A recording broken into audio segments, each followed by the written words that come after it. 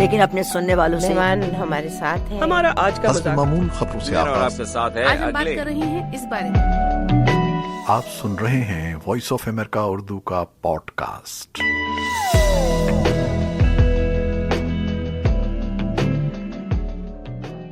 اور وہ 3 لوگ جن کے خلاف احتجاج ہو رہا تھا وہ عبید اللہ بیگ، قریش پور اور افتخار عارف تھے، جو پی ٹی وی کے ایک مقبول ترین پروگرام کسوٹی کے تخلیق کار اور میزبان تھے. وائس آف امریکہ اردو کے پوڈ کاسٹ کے ساتھ میں ہوں خالد حمید. دلچسپ معلومات اور کہانیوں، ماضی کی یادوں اور نت نئے موضوعات پر اس سلسلے میں ہمارے ساتھ شریک رہنے کے لیے آپ اپنے فون کی iTunes, Google podcast یا اسپوٹیفائی پر وائس آف امریکہ اردو کا پوڈ کاسٹ سبسکرائب کیجیے. چکلالہ کی بیرکوں میں بنی پاکستان ٹیلی ویژن راولپنڈی کی عمارت میں جنرل مینیجر کے کمرے کے سامنے لمبی راہداری میں اسٹاف یونین، کارکنوں اور کچھ افسران کا احتجاجی اجتماع تھا جو انتظامیہ کے خلاف نعرے لگا رہا تھا، فیصلے کو واپس لو، فیصلے کو واپس لو. یہ شور تھا. کچھ یہی صورتحال دوسرے اسٹیشنز پر بھی تھی.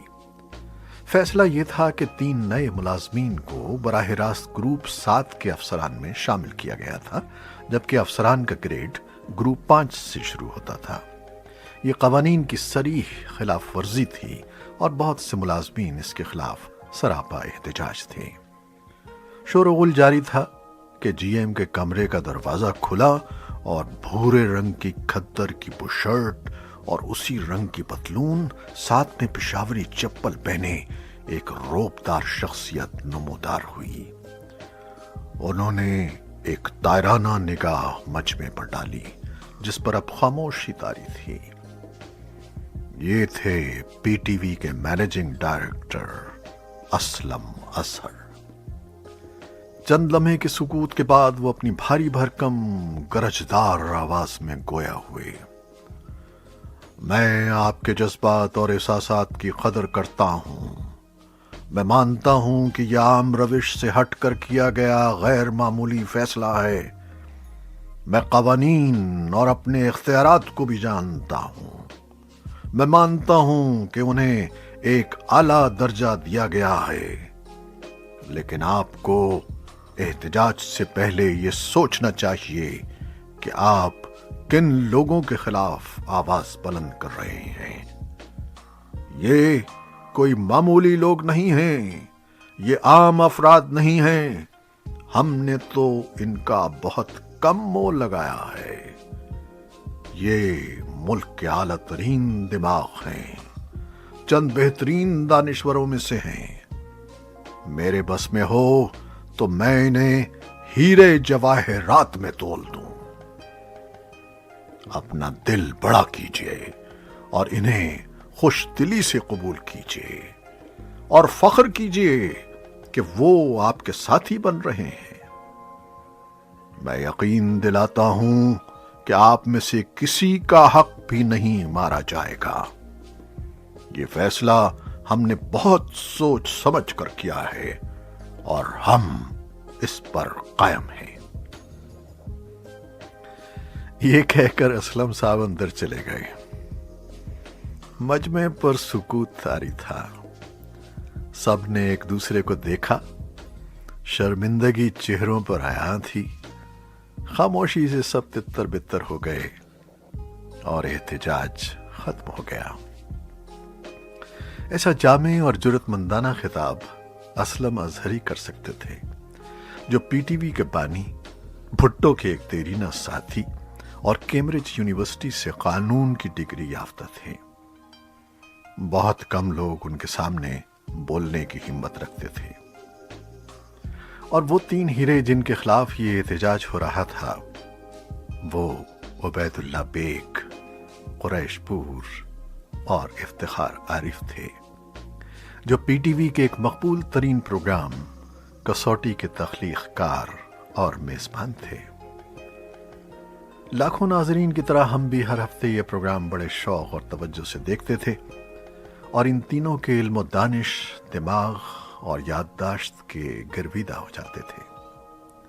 کبھی گمان میں بھی نہ تھا کہ ہمارے نصیب کبھی اتنے بلند ہوں گے کہ خدا ان میں سے ایک ہیرے کو ہمارے اتنے قریب لے آئے گا کہ ہم ایک دوسرے کے شادیوں میں بھی شریک ہوں گے اور ایک دوسرے کے بچوں سے بھی کھیلیں گے اور دکھ سکھ کے ساتھی ہوں گے۔ ہمیں جن سے قربت نصیب ہوئی وہ ہیرا تھا پاکستان کا انسائکلوپیڈیا، پاکستان کا پہلا گوگل دماغ عبید اللہ بیگ۔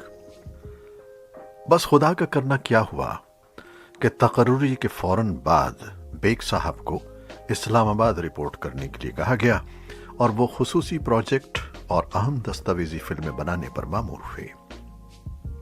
ان دستاویزی فلموں کی پس پردہ آواز کے لیے کبھی کبھی انہیں ہماری ضرورت پڑتی اور یوں ہمارا ان سے رابطہ شروع ہوا۔ ان کی دلاویز شخصیت اور بھی نکھر کر سامنے آ گئی۔ وہ انتہائی سادہ مزاج، محبت کرنے والے، ملنسار اور ہنسمکھ انسان تھے۔ وہ کبھی اپنی شخصیت یا علمیت کا روب دوسروں پر نہیں ڈالتے تھے۔ غرور اور تکبر کا شائبہ تک نہیں تھا، اور یہی وصف ان کی عظمت کی دلیل تھا۔ وہ ہر شخص کو اپنا گرویدہ بنا لیتے تھے، تو ہم بھی ان کے پرستار ہو گئے۔ مگر بات یہیں ختم نہیں ہوئی۔ جب بھی میں انہیں دیکھتا تو سوچتا کہ کیا ان سے اپنے ماموں مصطفیٰ راہی بیگ کا ذکر کروں، جو اکثر کہتے تھے کہ عبید ہمارے پرانے دوست ہیں، مراد آباد کے زمانے کے۔ لیکن میں ان کی بات سن کر مسکرا دیتا کہ ہر بڑے اور مشہور آدمی کے ساتھ لوگ یوں ہی رشتے جوڑ لیتے ہیں۔ مگر وہ ہر بار مجھ سے ضرور پوچھتے کہ بھائی تم نے عبید میاں سے ہمارا ذکر کیا؟ کسی دن لے آؤ انہیں گھر پر۔ وہ بڑے اعتماد اور خلوص سے کہتے، مگر میری ہمت نہیں پڑتی تھی کہ اتنے بڑے اسٹار سے ایسی فرمائش کروں۔ انہیں شاید یاد بھی نہیں ہوگا کہ اور پہچاننے سے انکار کر دیں تو اپنے ماموں جان کو کیا جواب دوں گا، اور ان کی خواہ مخواہ صبح کی ہوگی۔ بہرحال اسی کشمکش میں کافی عرصہ بیت گیا۔ ایک مرتبہ بیگ صاحب نے پھر مجھے بلایا اور پڑھنے کو ایک اسکرپٹ دیا۔ میں جب فارغ ہوا تو میں نے اسکرپٹ پر اپنا نام لکھا، خالد حمید بیگ۔ تو وہ چونک پڑے، ارے تم بیگ ہو؟ اس سے پہلے میں زیادہ تر صرف خالد حمید ہی تحریر کرتا تھا، تو اس انکشاف پر بڑے خوش اور متجسس ہوئے، اور پھر میرے خاندان کی تمام تفصیلات پوچھ ڈالی۔ جیسا کہ سب جانتے ہیں وہ تاریخ اور خاص طور پر مغلیہ تاریخ پر عبور رکھتے تھے، تو انہوں نے ہمارے آباء و اجداد کا شجرہ ہمارے سامنے کھول کر رکھ دیا، جس کا ہمیں خود بھی علم نہ تھا۔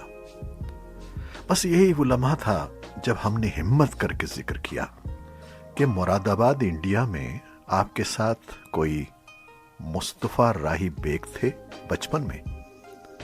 یہ سن کر تو وہ اچھل پڑے کہ ارے تم انہیں کیسے جانتے ہو؟ میں تو انہیں بہت عرصے کراچی اور سب جگہ تلاش کرتا رہا ہوں۔ میں نے انہیں بتایا کہ وہ میری امی کی فرسٹ کزن اور میرے ماموں ہیں، اور وہ یہیں رہتے ہیں۔ یہ سن کر وہ اپنی نشست سے کھڑے ہو گئے اور کہنے لگے، ابھی لے چلو مجھے مصطفیٰ بھائی کے پاس۔ میں ہوں خالد حمید اور آپ سن رہے ہیں وائس آف امریکہ اردو کا پوڈ کاسٹ۔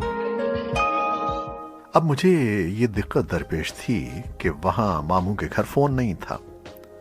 میں اچانک اتنی بڑی شخصیت کو وہاں بغیر اطلاع کے کیسے لے جاؤں؟ تو میں نے آئندہ کے وعدے پر حامی بھر لی۔ کہنے لگے، پہلی فرصت میں تم ہمیں ان سے ملواؤ، اور ہاں شرط یہ ہے کہ بھابھی سے کہنا کہ کسی قسم کا تکلف نہ کریں، بس وہ ماش کی سفید دال اور اس کے ساتھ کوفتے بنا دیں۔ یہ کھانا وہ یقیناً بہت اچھا بناتی ہوں گی۔ اب میں نے جا کر ماموں ممانی کو اطلاع دی۔ وہ سارا گھرانہ تو شاد ہو گیا اور وقت طے ہو گیا۔ جب ہم وقت مقررہ پر پہنچے تو یہ منظر دیدنی تھا۔ دو بچپن کے ساتھی، بچھڑے ہوئے بھائی ایسے ملے کہ سب اشک بار تھے۔ اصل میں مراد آباد انڈیا میں ایک معروف چہیتی شخصیت تھیں چاندنی دادی، جو کم عمری میں ہی بیوہ ہو گئی تھیں، لیکن وہ خاندان کی ایسی مقبول شخصیت تھیں کہ سارے بچے ان کے گرد جمع رہتے اور وہ اعلیٰ تربیت کرتی تھیں۔ یوں سمجھیے کہ وہ کراچی ٹی وی ڈراموں کے ایک مشہور کردار اکا بوا کی طرح تھیں، جن کے سب گرویدہ تھے۔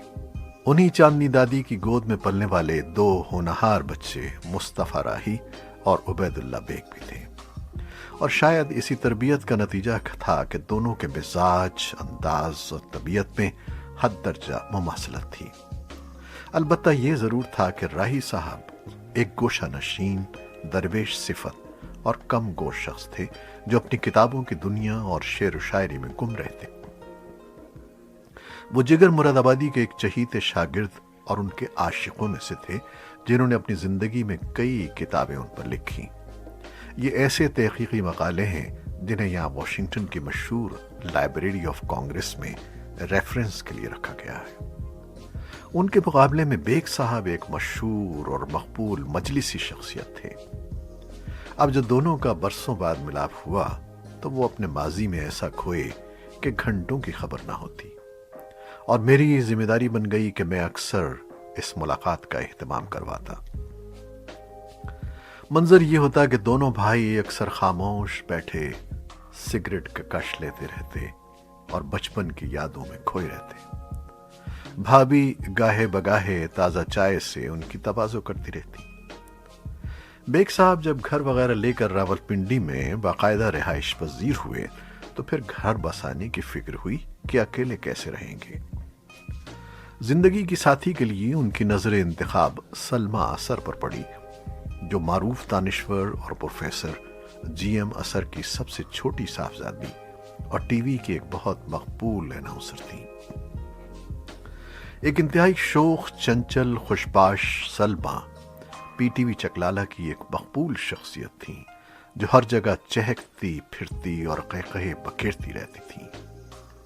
ان کی 2 بڑی بہنوں میں سے ایک ٹی وی ہی کے ایک معروف کیمرامین نصیر ملک اور دوسری مشہور میزبان اکسی مفتی سے بیاہی ہوئی تھی، اس لیے بھی سلمیٰ کو سب ٹی وی کے خاندان کا ہی سمجھتے اور پیار کرتے تھے۔ جب بیگ صاحب نے اپنی خواہش کا اظہار کیا تو ٹی وی میں ہلچل سی مچ گئی۔ کہاں ایک لاؤبالی سی نوجوان لڑکی اور کہاں ایک سنجیدہ بردبار شخص۔ مگر بیگ صاحب کا کہنا تھا کہ مجھ جیسے خاموش اور سنجیدہ آدمی کی زندگی میں ایسی ہی چنچل لڑکی کی ضرورت ہے۔ شادی انتہائی سادگی سے انجام پائی، اور چونکہ بیگ صاحب کے تمام عزیز کراچی میں تھے اور فوری طور پر آ نہیں سکتے تھے، اس لیے ٹی وی کے افسران اور دوستوں کے علاوہ ہم اور ہمارے ماموں کے گھر والے باراتیوں میں شامل تھے۔ وہیں بیگ صاحب نے اپنی بھابھی اور میری ممانی سے فرمائش کر دی کہ کل ماش کی دال اور کوفتے بنائیے، ہم ولیمہ آپ کے گھر کریں گے۔ اور یوں وہ نئی دلہن کو لے کر بھائی کے گھر آ گئے اور سلمیٰ کو کہہ دیا کہ یہ تمہارا دوسرا گھر ہے۔ یہ صرف لفظی اظہار نہیں تھا، بلکہ بعد میں دونوں نے یہ رشتہ نبھایا بھی۔ جیسا کہ بیگ صاحب کا خیال تھا، سلمیٰ ان کی زندگی میں خوشیوں کی بہار لے کر آئیں۔ دونوں میں محبت، پیار، ہنسی مذاق بے مثالی تھا۔ یہ بالکل بھی ایک روایتی جوڑا نہیں تھا، اور اللہ کا ان پر ایسا انعام ہوا کہ 3 پیاری پیاری بیٹیاں انہیں عطا ہوئیں، جن سے ان کا گھرانہ ایک مکمل جنت بن گیا، جہاں ہر وقت قہقہے گونجتے رہتے تھے۔ بیگ صاحب گھر آتے تو یہ معمول تھا کہ ان کی تینوں شہزادیاں چھپ جاتی اور وہ انہیں باری باری ڈھونڈتے، پیار کرتے۔ چھوٹی اینا ان کے کاندھوں پر چڑھ جاتی اور مریم اور فاطمہ ان کی گود پر قبضہ کر لیتی۔ بسد اصرار وہ بیٹیوں سے اجازت لیتے کہ وہ کپڑے تبدیل کر لیں۔ مہمانوں کے لیے ان کا گھر ایک تفریح گاہ تھا، جو اپنے سارے غم بھول جاتا تھا، اور سلمیٰ کہتی تھی کہ میرا میاں تو مہمان کے آگے لیٹ جاتا ہے کہ کھانا کھائے بغیر نہیں جانے دوں گا، اور پھر جو دال روٹی ہوتی سامنے رکھ دیا جاتا۔ اور پھر ہماری شادی میں شرکت کے وقت ان کی خوشی اور ذوق و شوق دیکھنے سے تعلق رکھتا تھا۔ وہ بے انتہا خوش تھے کہ میں ان کی بھتیجی، ان کے بھائیوں جیسے پیارے دوست مصطفیٰ راہی کی سب سے چھوٹی بیٹی منظم بیگم مونا سے شادی کر رہا ہوں، جو انہیں بھی بہت عزیز تھی۔ بیگ صاحب کا گھرانہ شادی میں ایسے شریک ہوا کہ سلمہ مونا کو دلہن بنانے سے لے کر ان کے جوڑے ٹاکنے تک ہر کام میں شامل رہیں۔ بچیاں مہندی لگانے اور ڈھولک پر گیت گانے میں مصروف تھیں، اور بیگ صاحب دلہن کے وکیل بنے ہوئے تھے۔